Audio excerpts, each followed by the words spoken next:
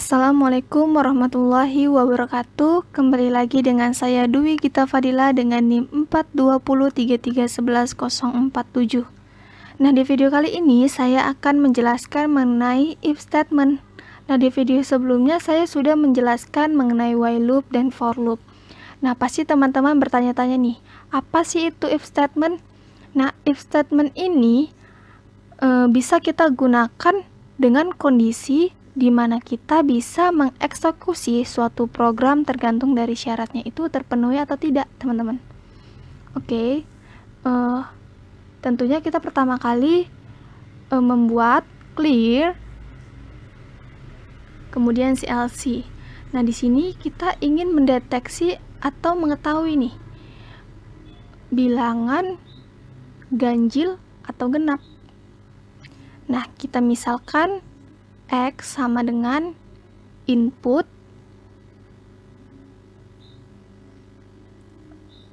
kita misalkan masukkan angka. Nah, kita kunci, kemudian kita run. Nah, di command window terlihat masukkan angka. Kita misalkan masukkan angka 7. Nah, karena variabelnya X, maka kita masukkan angka X. Nah, maka X sama dengan 7, teman-teman. Kemudian kita ingin mengetahui nih, suatu bilangan itu ganjil atau genap. Kita bisa menggunakan modulus. Nah, apa sih itu modulus? Nah, di command window, kita bisa mencari tahu modulus ini apa gitu. Nah, terlihat di sini modulus after division. Artinya, kita mengetahui sisanya nih. Kita misalkan nih, modulus 7 dibagi 8. Nah, 7 dibagi 8 ini hasilnya sisanya 7, teman-teman. Atau kita bisa misalkan mod atau modulus 9 dibagi 3. Nah, 9 bagi 3 ini tidak mempunyai sisa ya, teman-teman. Maka hasilnya adalah 0. Nah, kemudian kita ingin mencari ganjil. Bilangan ganjil dari suatu bilangan ya, teman-teman. Kita misalkan mod X, 2. Nah, X, 2 ini akan menghasilkan angka 0 nantinya, teman-teman. Kita misalkan 4. Nah, 4 dibagi 2 itu adalah 0 hasilnya, teman-teman. 4 bagi 2, 0. Sisanya adalah 0. Nah, kemudian di sini kita ada yang namanya if syarat. Kemudian eksekusi program. Dan kemudian end. Nah, di sini kita bisa misalkan nih X sama dengan 0. Di eksekusi program kita buat F, print F. Kemudian kita misalkan nih, teman-teman, terserah mau teman-teman buat apa, tapi saya ingin membuat OK sip. Kemudian diakhiri dengan huruf N, dan kemudian kita kunci dan run. Nah, di sini masukkan angka. Karena X sama dengan 0, maka kita harus masukkan angka 0, teman-teman. Kita 0. Nah, maka di command window terlihat kan, teman-teman? OK sip, karena itu benar. X sama dengan 0, teman-teman.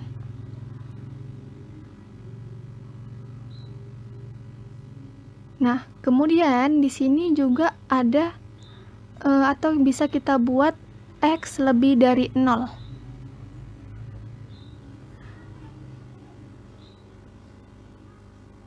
Nah, kemudian kita run.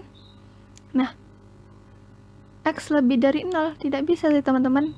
Karena X lebih dari 0, maka kita bisa menggunakan angka yang selain 0, teman-teman. Nah, kemudian ada juga yang namanya syarat sama dengan, kemudian lebih dari sama dengan, lebih dari, kurang dari sama dengan, ataupun negasi sama dengan. Nah, ini bisa kita pakai, teman-teman. Nah, kita misalkan angka X ini merupakan bilangan ganjil ya teman-teman. If ganjil.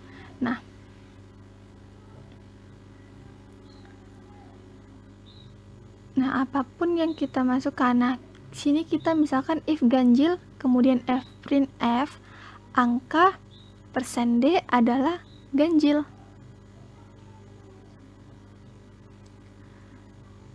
Kemudian X. Nah, angka X ini adalah sama dengan persen D.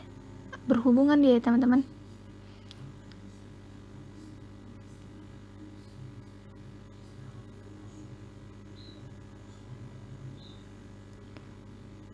Kemudian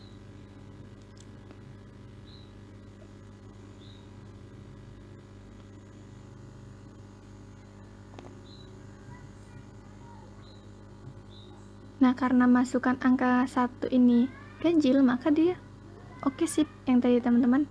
Kemudian kita run nih yang tadi sebelumnya. Nah, kita misalkan masukkan angka 2 ini sama dengan 2. Nah, karena ganjil dia tidak bisa teman-teman, karena 2 itu adalah bilangan genap. Nah, kemudian kita misalkan angka 5. Nah, angka 5 ini adalah ganjil. Gitu ya teman-teman. Nah, kemudian di sini ada juga nih, selain if ada yang namanya else. Nah, kita misalkan f print f, kemudian karena sebelumnya sudah kita masukkan ganjil, nah di sini saya misalkan genap ya teman-teman. Angka persen D adalah genap. Nah, N-nya ini jangan lupa ya teman-teman. Kemudian X. Kemudian kita kunci dan run. Nah, kenapa error? Karena di sini saya tidak menggunakan tanda kutip, teman-teman. Nah, kemudian kita run. Nah, udah teman-teman. Nah, kita misalkan masukkan angka 7. Angka 7 ini adalah angka ganjil, teman-teman. Atau kita misalkan ingin mencari angka genap nih. Nah, angka 8 adalah genap, teman-teman. Maka terbukti nih bahwa syarat ini terpenuhi ya, teman-teman. Kemudian ada yang namanya if, kemudian else if,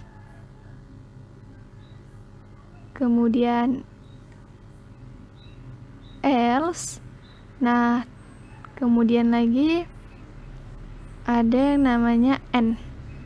Nah, jika syarat satu ini tidak terpenuhi, maka kita bisa menggunakan syarat kedua nih teman-teman.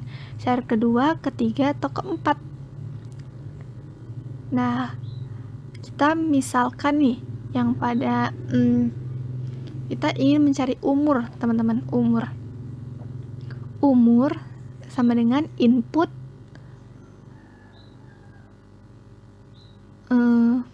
berapa umur kamu, misalkan ya teman-teman. Ini misalkan teman-teman bisa menggunakan kata-kata apa aja, kalimat apa aja ya teman-teman. Nah, kemudian di sini saya membuat if ini umur kurang dari 15 tahun. Nah, kemudian yang else if saya buat umur kurang dari 60 tahun. Saya misalkan ya teman-teman.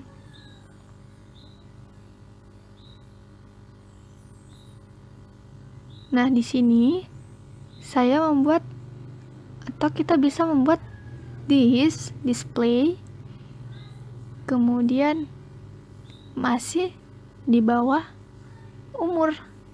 Nah, ini terserah teman-teman membuat kalimat apa aja boleh. Nah, kemudian di sini saya else if ini, di sini saya membuat display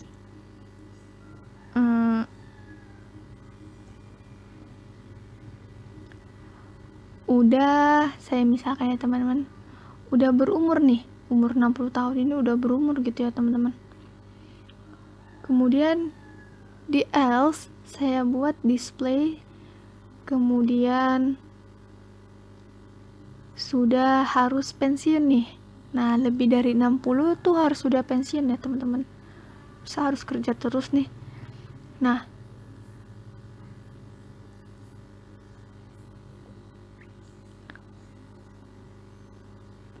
kemudian